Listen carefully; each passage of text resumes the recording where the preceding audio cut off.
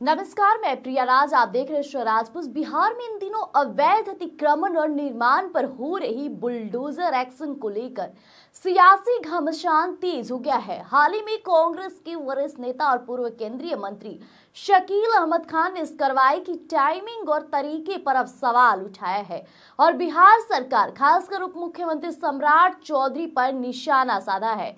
अब शकील अहमद का आरोप है कि कार्रवाई निष्पक्ष हो, चुनिंदा तरीके से लोगों को निशाना बनाया जा रहा है और शकील अहमद खान ने बुलडोजर एक्शन को लेकर बिहार सरकार की नीयत पर भी गंभीर सवाल उठाए हैं।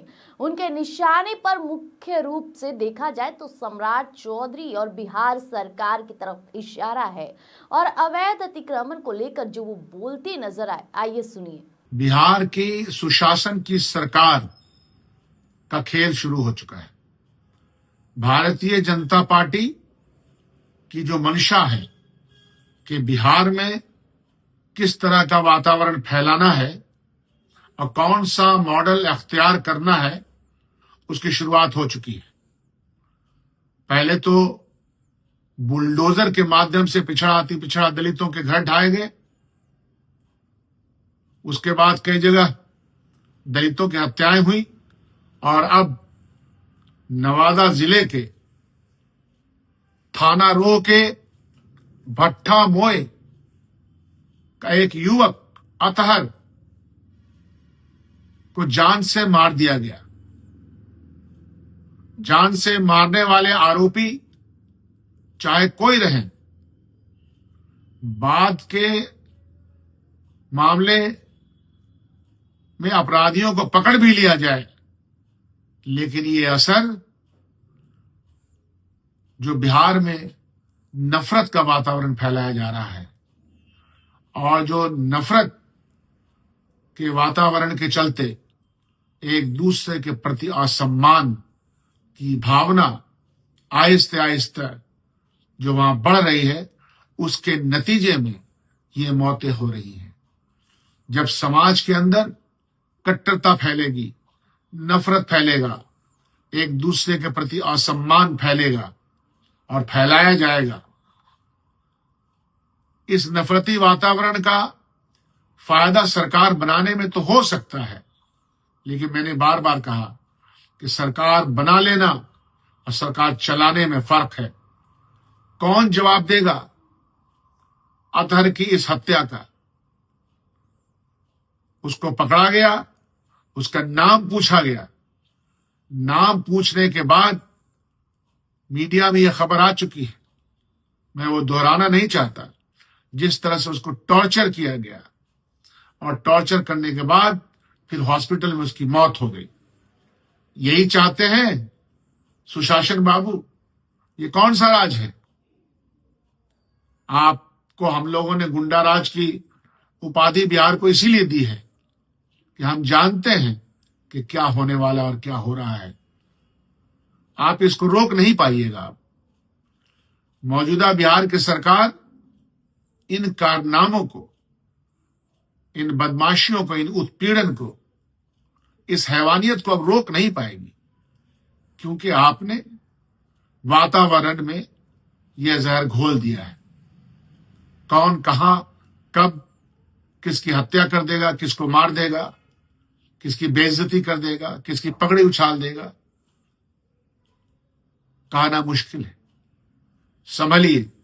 और मैं डिमांड करता हूं बिहार सरकार से, इस तरह की घटना में शामिल लोगों को कड़ी से कड़ी सजा दें, फास्ट ट्रैक चला करके इंसाफ मिले और जो गरीब पीड़ित परिवार है उसका संज्ञान ले, उसकी देखरेख करे, उसको मुआवजा दें।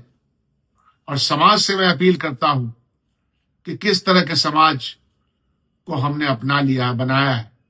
समाज के हर वर्ग की जिम्मेदारी बनती है कि हम सब लोग मिलकर एक इंसाफ पसंदाना समाज की रूपरेखा तैयार करें। उसी में सबकी भलाई है। इन नफरती चिंटियों के हवाले अगर बिहार रहेगा तो यह सूरत हाल रहेगी। हम भर्त्सना करते हैं, कंडेम करते हैं और ये उम्मीद करते हैं कि इंसाफ मिलेगा। कहां गए वो सब लोग खास तौर पर एमआईएम वालों कायद की बात करते थे, कायद बनना चाहते थे। जाके देखो, कायद बनना है तो सबके बनो।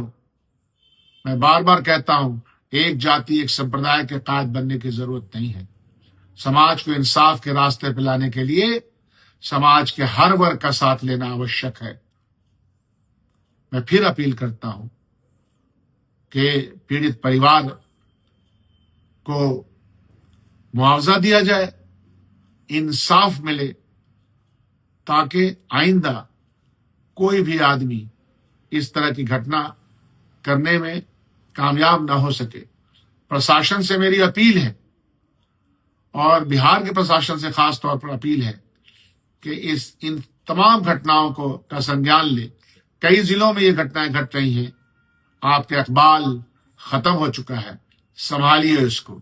जय हिंद। देखो, उनका आरोप साफ है कि बुलडोजर कार्रवाई केवल कुछ खास लोगों या समुदायों को निशाना बनाकर की जा रही है, जो सरकार की निष्पक्षता पर सवाल खड़ा करता है। उन्होंने कहा कि अगर सरकार वाकई अतिक्रमण हटाना चाहती है तो यह कार्रवाई सभी पर समान रूप से लागू होनी चाहिए। ऐसे में उन्होंने ये तक कह दिया कि किसी भी निर्माण को तोड़ने से पहले कानूनी प्रक्रिया का पालन करना अनिवार्य है और बिना उचित नोटिस और सुनवाई के बुलडोजर चलाना कानून का उल्लंघन है।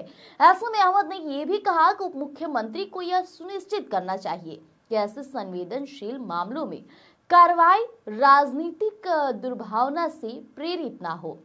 उन्होंने सवाल किया कि क्या बुलडोजर केवल उन्हीं इमारतों को तोड़ रहा है जो राजनीतिक रूप से सत्ता पक्ष के लिए सुविधाजनक नहीं है। ये सवाल गंभीर है। माना जा रहा है कि इस मामले में उप मुख्यमंत्री सम्राट चौधरी या सरकार की ओर से जल्द ही जवाब दिया जा सकता है।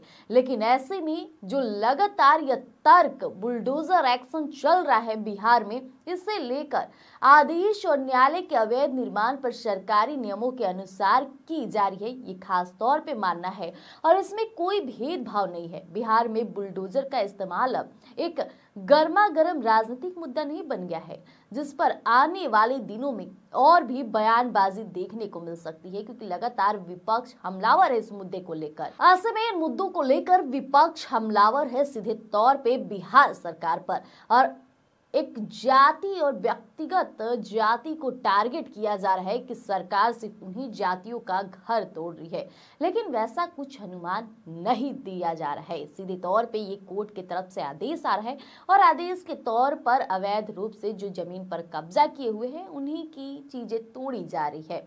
फिलहाल के लिए इतना ही। ऐसी तमाम खबरों के लिए बने रहिएगा स्वराज पोस्ट पर। धन्यवाद।